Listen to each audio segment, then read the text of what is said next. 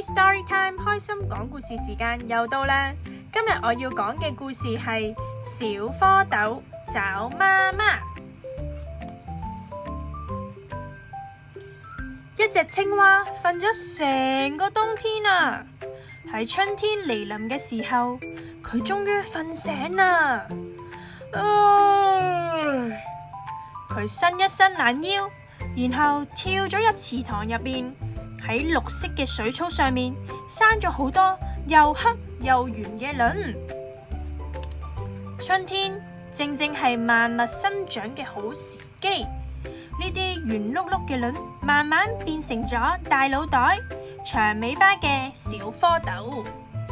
呢一日，小鴨跟住鴨媽媽嚟到池塘游水，小蝌蚪見到佢哋就喺度諗啦。我哋嘅媽咪呢？佢哋，你又望下我，我又望下你，邊個都唔知道。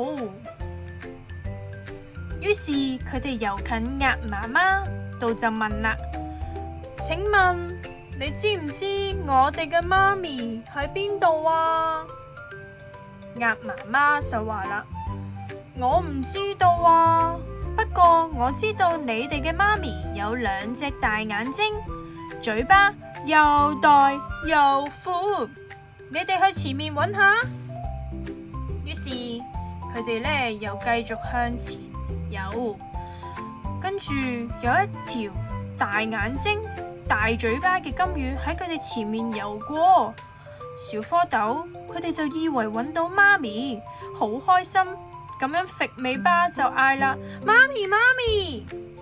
金魚呢就笑住話：我唔係你哋嘅媽咪呀，你哋嘅媽咪個肚係白色噶。於是小蝌蚪就同金魚講多謝之後，就繼續向前游去揾媽咪。嚟到前面又有一隻白色嘅肚蟹呢喺前面經過。小蝌蚪就以為揾到媽咪，於是就好快咁樣游上前面，好興奮咁樣嗌：媽咪媽咪媽咪媽咪！於是呢隻蟹又笑住咁樣講啦：我唔係你哋嘅媽咪呀，你哋嘅媽咪有4隻腳，我有8隻腳噶，仲有2個大蟹鉗。於是佢哋又向前游啦。今次佢哋遇到有4隻腳嘅烏龜，好興奮咁樣叫出嚟話：媽咪媽咪，今次揾到媽咪啦！烏龜呢就笑住搖搖手話：我唔係你哋嘅媽咪呀，你哋嘅媽咪唱歌嘅時候呱呱呱咁樣叫，好好聽噶。小蝌蚪呢又游到嚟池塘邊，見到一隻青蛙坐喺荷葉上面，呱呱呱咁樣唱歌。佢哋呢就游上去前面，好小心咁樣問：請問你知唔知我哋嘅媽咪喺邊度啊？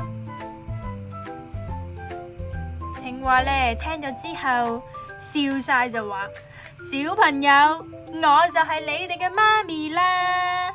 於是小蝌蚪好興奮，搖晒尾巴咁樣跟住佢媽咪，佢哋終於揾到媽咪啦！完。故事就嚟到呢度啦，大家又鍾唔鍾意呢本書呢？又或者大家睇完呢本書之後又有咩感想呢？都可以留言話俾我知。最後，如果大家想繼續收聽 Happy Story Time， 就記得訂閱我嘅 channel 啦。我哋下次見，拜拜。